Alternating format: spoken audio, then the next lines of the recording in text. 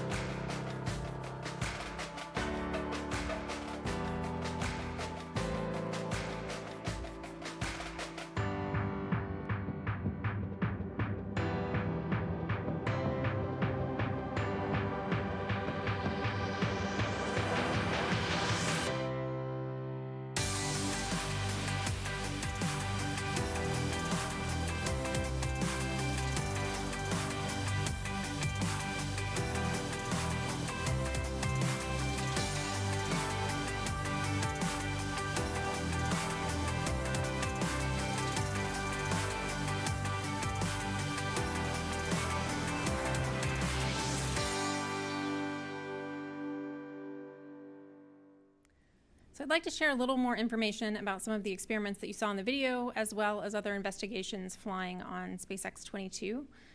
Joel talked a little bit about iROSA. So iROSA is actually technology that was developed coming out of a tech demo called ROSA in 2017. So this was one of our previous technology demonstrations that we flew on ISS. In the materials science category, we're going to be flying Superglass. That's a NASA and JAXA collaboration. It's going to be in the ELF, or our electrostatic levitation furnace. It's looking at supercooled metal alloys and their formation into glass. So that will help us develop a wide variety of technologies based on this very fundamental research. It's also a $300 billion industry globally. We have quite a few plant experiments flying on this mission. We have 4, actually. We have Apex 07, which is our advanced plant experiment. That one's going to be looking at RNA regulation in the roots and shoots of plants. We have a Plant Habitat 04, which is flying chili peppers for the first time. Chili peppers are one of our more difficult food crops to cultivate. They have a really long germination time, so this is also flying as somewhat of a demonstration to see how long our facilities can support these experiments. It's going to grow for 120 continuous days. We have TikTok, which is targeting improved cotton through on-orbit cultivation. This is one that has Earth benefit as well. This was a sustainability challenge that was issued to take a look at ways to improve cotton growth here on Earth. Cotton is a very water-intensive crop to grow. And so on Space Station, we obviously have very limited amounts of water, so our plant growth strategies are a little bit different up there. So we'll be taking a look at how those roots develop on Space Station, which could have benefits again here on Earth. We're flying Brick 24, so that's going to be an experiment, again, taking a look at how roots develop in space. And in addition to those plant biology experiments, we do have some other biology experiments that were featured in the video. Cell Science 04, which is water bears or tardigrades. Really fascinating organism that we call extremophiles. So they can survive in a variety of conditions, including extreme temperatures, extreme pressure, We're going to be taking a look at how they adapt to that kind of stress in space flight to see which genes are turned on and off, to see what we can learn about that. We're also flying one of our organ on a chip experiments called tissue chip kidney cells, O2. So this is one of our collaborations between the ISS National Lab as well as the National Institutes of Health. So kidney stones are often formed by microcrystals in the kidney tubules. So this experiment uses cells to simulate a kidney on orbit in these tissue chips. And the microcrystals in space stay distributed within the fluid versus going to the bottom of the solution like you would have here on Earth. So again, the National Institutes of Health is interested in taking a look at this one and using microgravity as a way to simulate how those microcrystals form in cells like they would in the human body. As I mentioned, we have many more experiments that are flying on this mission. And unfortunately, we can't talk about them all, but if you would like to learn more about them, you can follow us at ISS Research. Thanks. We could talk about it all, but we'd be here a while. All right, thank you, Jennifer. All right, Sarah, please. Okay, thank you. It's great to be here. Thanks so much for having me. As Joel and Jennifer mentioned, we are less than 24 hours away from our 22nd cargo resupply mission to the International Space Station. I personally can't believe it's been 22 of these cargo missions. I started at SpaceX about 10 years ago, the year before our first Dragon that we sent to berth with the International Space Station. So I feel like I blinked, and here we are talking about the 22nd one. And I love these press conferences, hearing about the critical science and important payloads that are on board. And even more exciting now that we get the privilege of transporting the very same crew up there that's doing this research. Just a couple months ago, the Crew 2 crew got on board, and now they're waiting to receive all this science and do it. So really exciting for us at SpaceX. And to that end, this is actually the 5th Dragon we've gotten to send to the orbiting laboratory in the last 12 months. So the team's been really busy. And Joel mentioned all the other teams across the world that are busy doing all kinds of things on the space station. And so no slowdown in sight. So thank you so much, NASA, for your continued trust and partnership with us. We couldn't be more proud of what we've accomplished together.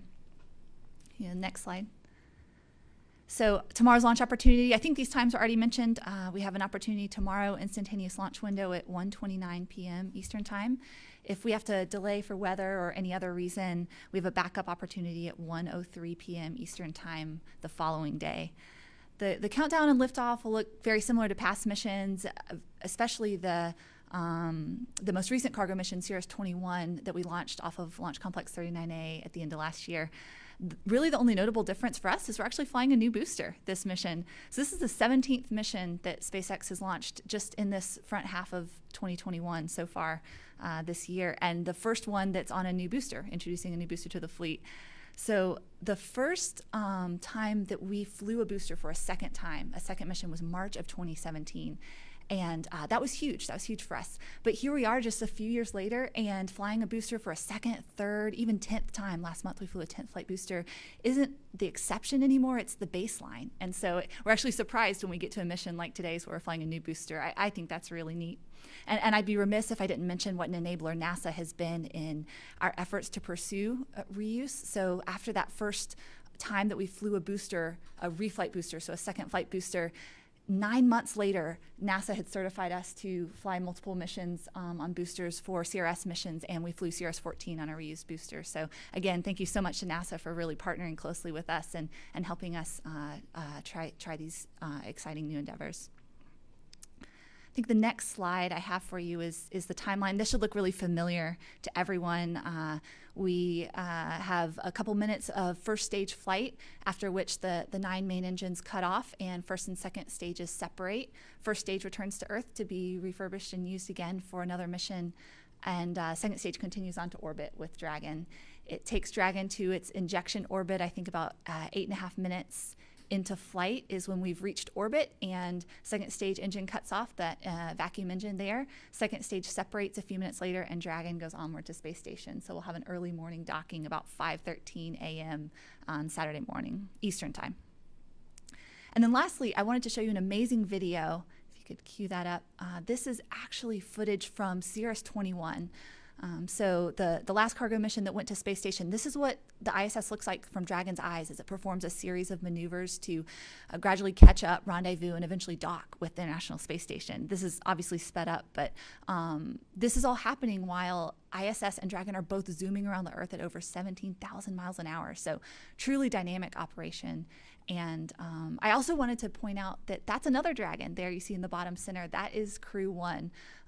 And you'll see a similar thing here on this mission, Cirrus 22, approaching with Crew 2 Dragon already on space station. So really just a testament to how the teams have worked together to meet the frequent and the frequent ISS needs for crew and cargo. So one last thanks to NASA for your ongoing partnership. This is an exciting mission. Tomorrow's just one more example of a long history, and we're thankful for you. Actually, I will say one last thing. I was actually the SpaceX mission manager for that tech demo of the rollout solar arrays on Cirrus 11. So this mission is really exciting to me personally too. We're excited to see the new solar arrays get up there. So thank you so much. Sarah, thank you so much. All right, so now to Mark for our weather forecast. All right, good afternoon. So it's Florida, it's summertime, and that means showers and storms. We take a look at the afternoon satellite shot again. We're kind of sandwiched between two different features here at the midday hour. We've got the front well to the north of us, which will be of little consequence for our weather. But then you see this little low circulating around Cuba, and eventually that has been throwing moisture out towards Florida, some of the deep tropical moisture responsible for the ongoing showers and storms that we've had to deal with. And I really don't expect much change for tomorrow. And we take a look at the actual forecast and how that all plays out here. Again, fairly light winds, although becoming a little breezy by the afternoon tomorrow, and temperatures in the mid-80s, so very typical of what we'd see in Florida. However, you see the POV, the probability of violation due to weather concerns, at 40%. Main issue would be a few of those showers that come off of the coast and head towards our launch facility. However, given that there's quite a lot of real estate between each one of those showers, I do think that there's still a better than average chance that we'll be able to thread the needle and get in a good launch opportunity for tomorrow. Should we not, if we have to back up to the next day on Friday, again, very similar kind of weather situation expected. Again, very similar winds and temperature, and still the POV is set at 40%. So again, same concerns with a few passing showers, but overall, let's look forward to a good launch. Thank you, Mark. All right, so now we're going to open up our phone line, and we're going to try to get as many people as possible, so please ask one question and then also tell us which of our guests you'd like to answer that question, and then also please keep your questions related to this mission. Okay, the first question is from Marcia Dunn with the Associated Press.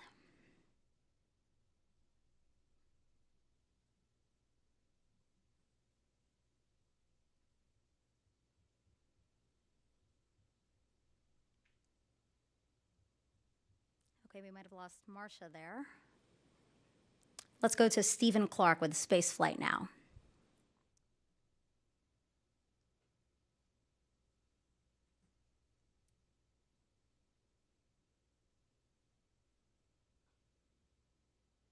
Okay, I'm hearing that we're having some technical difficulties, so just give us a second here while we figure that out.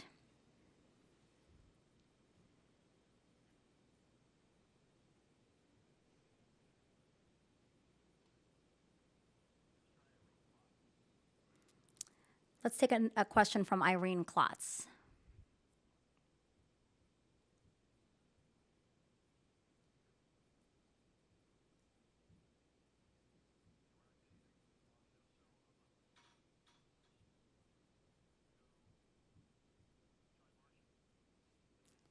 We're going to try to go back to Marcia Dunn with the Associated Press again.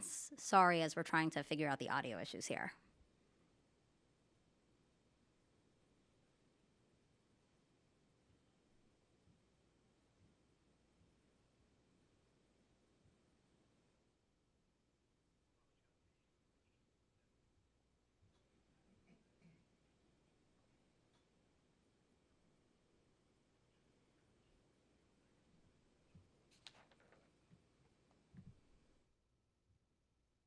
We do have one question from NASA Social, actually. This question is, what sort of new capabilities will the ISS see with the increased power generation from the new solar arrays being launched? That's a great question. You know, the The new solar arrays will allow us to do a number of things. It allows us to, over time, the solar arrays on board have degraded. We celebrated 20 years of continuous human presence last year, and over time, just like any large home, you have to do upgrades and repairs. So the new solar arrays, like I said earlier, bring us back to a power generation that was the same as we had when we launched the older solar arrays.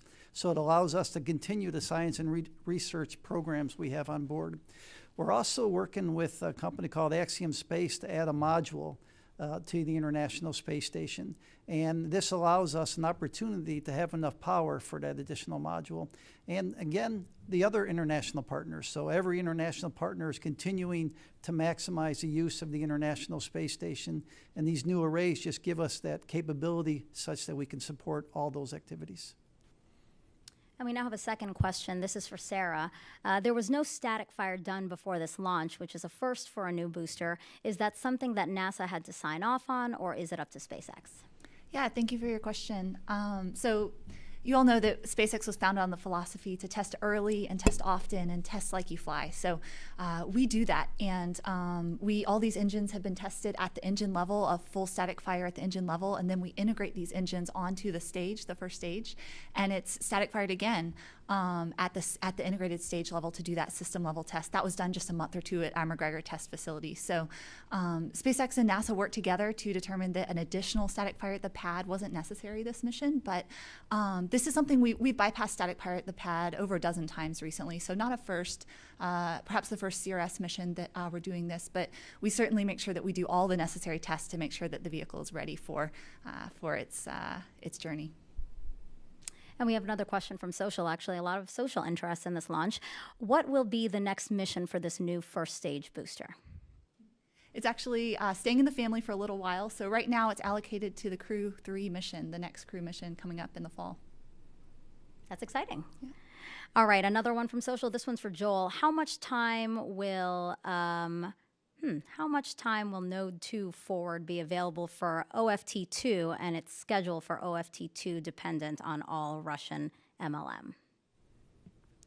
And so there's really no dependence between the Node 2 forward and MLM. We like to make sure we don't have dynamic activities on back-to-back days, and we like a few days in between those. As far as duration, it'll be a short mission. On the order of, say, 4 to 8 days. It could be a little longer if we need to set up the right phasing for landing, but it's a short mission. And we now have Stephen Clark from Spaceflight Now. His question that he typed into us is, what is the exact time with seconds for Thursday? What are the launch opportunities beyond Thursday and Friday? You were expecting that question, Sarah. Wrong. Sure. So to the second, it is 1:29 and 15 seconds. That's p.m. Eastern time. And the backup is 1:03 and 33 seconds. There's a second question, I think. Yeah, launch opportunities. Yeah, so we will have the 3rd and the 4th. If we don't launch either of those opportunities, we'll stand down for a day and refresh a large amount of NASA cargo science samples, and then we have another 2 opportunities the following pair. So you stand down the 5th, 6th, and 7th would be the next opportunity. Great. And a follow-up question from Stephen Clark. With the Sirius XM launch this weekend, could you do 2 launches in one day if necessary? Yes, so we've definitely looked at all the various constraints that affect how close in time, even down to hours, that we could launch 2 missions, and I think we've come pretty close on previous missions to this. Right now, if we launch on the 3rd or the 4th, they won't be very close to one another, but certainly if we go on the 6th, they will be within 24 hours. All right, Sarah, you're up again. Have you had any conversations with the Crew 2 astronauts since they've arrived on station? I hear they're happy and healthy, and you've put them to work. Joel, do you have any thoughts there? We talk to the Crew 2 guys all the time. In fact, the last time I talked to the crew was just a couple of days ago, and they're doing great. They're excited to be on orbit. They're excited with the Crew 2 mission and everything they're doing. So we're looking forward to a long duration mission with these guys together. With 7 crew members on board. The team is really just knocking it out of the park. The utilization and research they're able to do on board, the commercialization efforts, the technology development for our lunar program. It's really a pleasure to watch these guys. They're excited for this mission. And in fact, they were asking when we talked, how's it going? Are you guys ready? And they're excited to see these 2 new solar arrays on board. Okay, I think third time might be a charm. We have Marcia Dunn from the Associated Press on the line again. Marcia.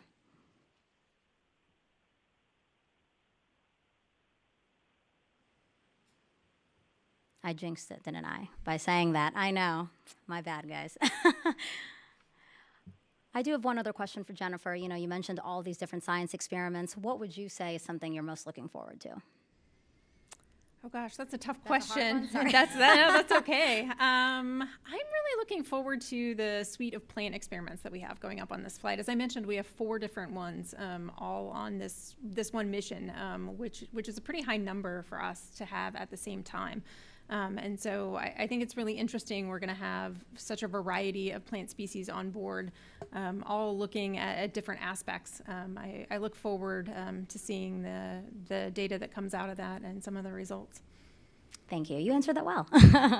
All right. Thank you to our guests for your time. Again, liftoff is scheduled for tomorrow, June 3rd at 1:29 p.m. Eastern Time.